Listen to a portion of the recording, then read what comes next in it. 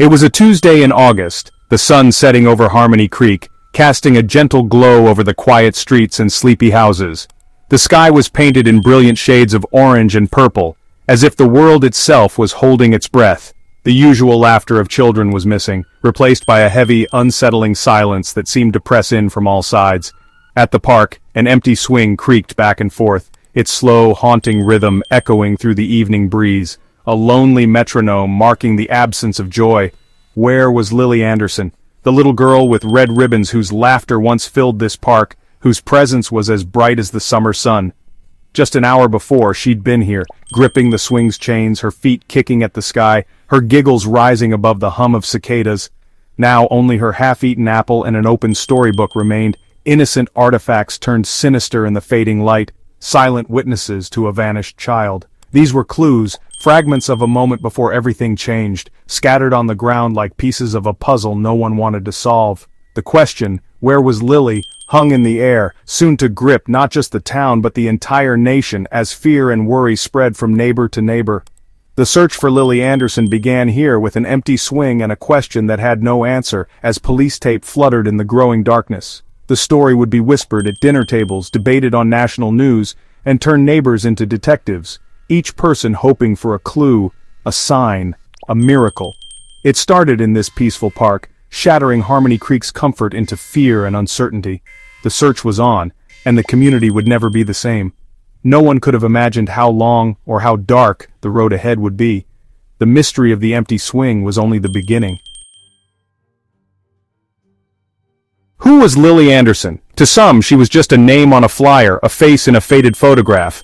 But to those who knew her, Lily was so much more, a spark of joy, a living, breathing reminder of innocence. To understand the hole she left, you have to know the light she brought. Her laughter echoed through every room, and her presence made even the ordinary feel magical. 7 years old, freckles, missing teeth, and boundless energy, her hair tied in red ribbons, her eyes full of wonder. She was the kind of child who made friends wherever she went, her curiosity as endless as her imagination. She believed dandelions held wishes, and that every breeze carried a secret message just for her. She could spend hours watching ants, fascinated by their tiny world, asking questions that made adults smile. Lily was the only child of Sarah and Tom Anderson, a librarian and a history teacher. Their lives revolved around her, and she was the heart of their home. Their yellow house on Maple Street was filled with books, laughter, and love. It was a place where bedtime stories were never skipped, and every day ended with a hug. Her crayon drawings covered the fridge, each one a burst of color and creativity, a testament to her vibrant spirit. Her muddy sneakers by the door told stories of backyard adventures and afternoons spent exploring. In Harmony Creek, the Andersons were the quintessential American family, happy, safe, or so they thought.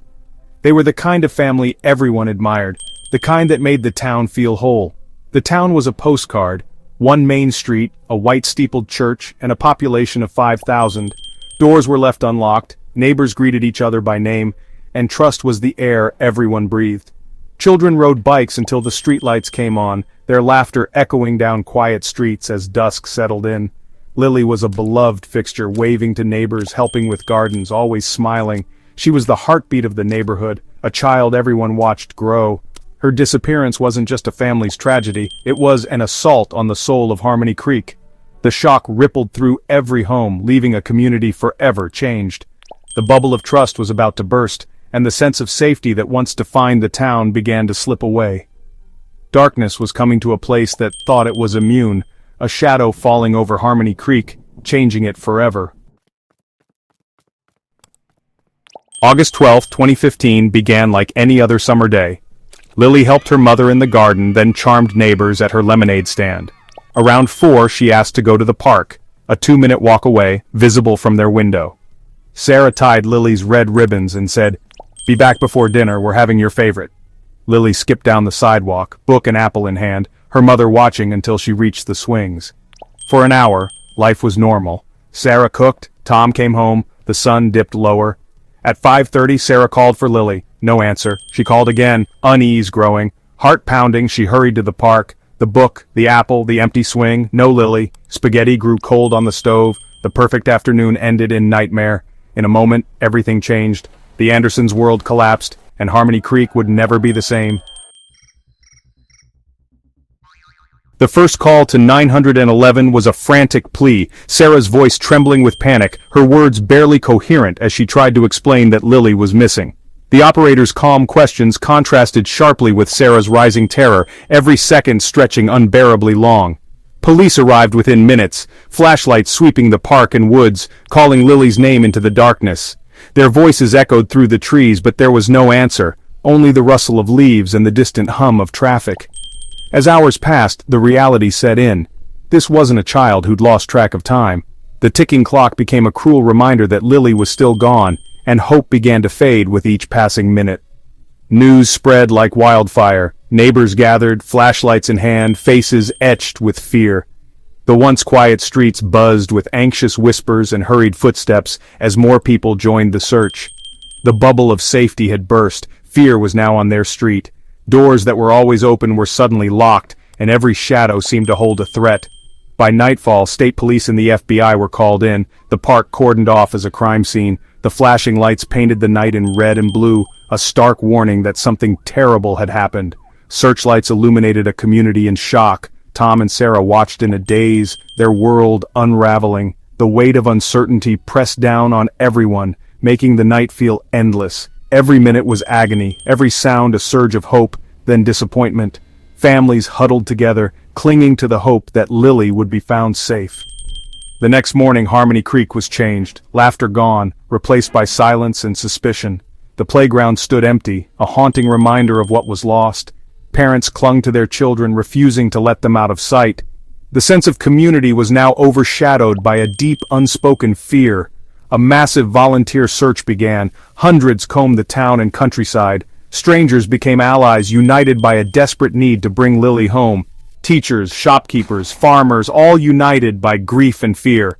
The entire town put aside their differences, working together in the face of tragedy. The town was mobilized, desperate to fight back against the darkness. Meetings were held, maps spread out, and every possible lead was followed. Harmony Creek was no longer just a town, it was a community in mourning.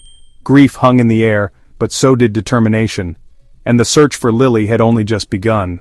The town braced itself for the long days ahead, refusing to give up hope.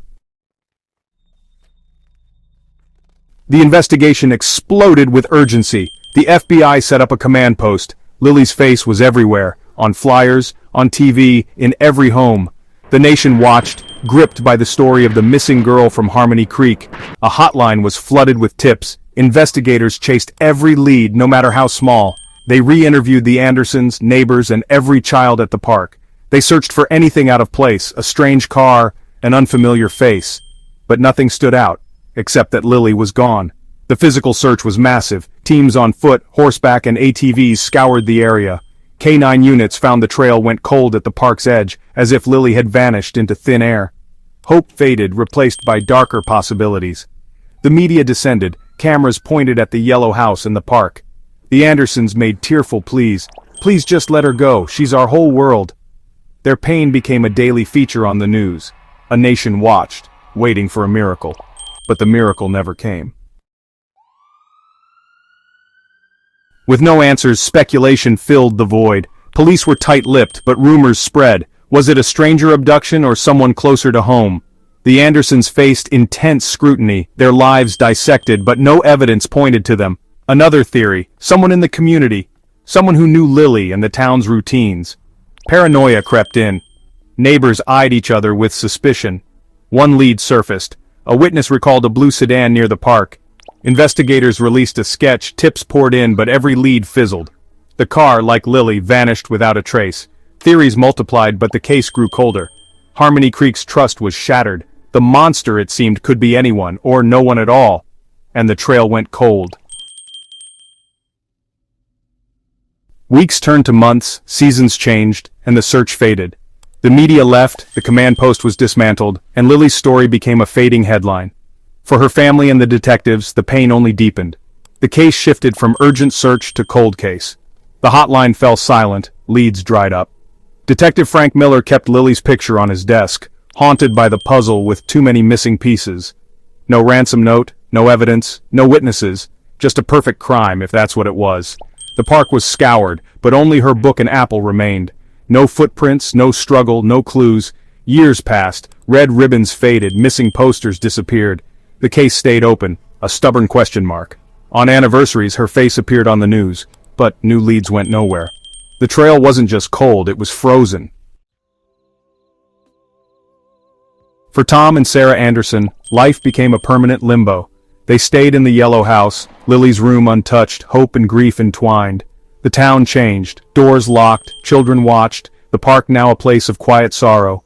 A granite bench near the swings read, "In loving memory of Lily Anderson, forever in our hearts."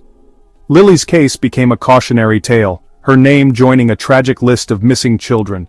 The story burrowed deep into the national psyche, a reminder of life's fragility. For the Andersons, every birthday and holiday was a fresh wave of pain. For detectives, it was the case that haunted their careers. For the community, it was a scar, a reminder of the day the laughter stopped. Lily's story is more than a mystery. It's a testament to love, loss, and the haunting question, what happened to Lily? And the wound never truly heals. In the years that followed, Lily's face became an icon of loss, printed on milk cartons, a daily reminder at breakfast tables. She was no longer just Harmony Creek's missing girl, she was America's missing girl. The milk carton kid phenomenon gave Lily a strange immortality, forever 7, frozen in time. For her parents, it kept her memory alive but also made their private agony public. Her case changed law enforcement, spurring rapid response systems like the Amber Alert. 10 years later, the questions remain. Did a stranger take her? Was it someone she knew? Or something unimaginable? The truth is locked away, perhaps forever. Sometimes the greatest mysteries are the ones that leave only an empty swing, a haunting silence, and a question that may never be answered.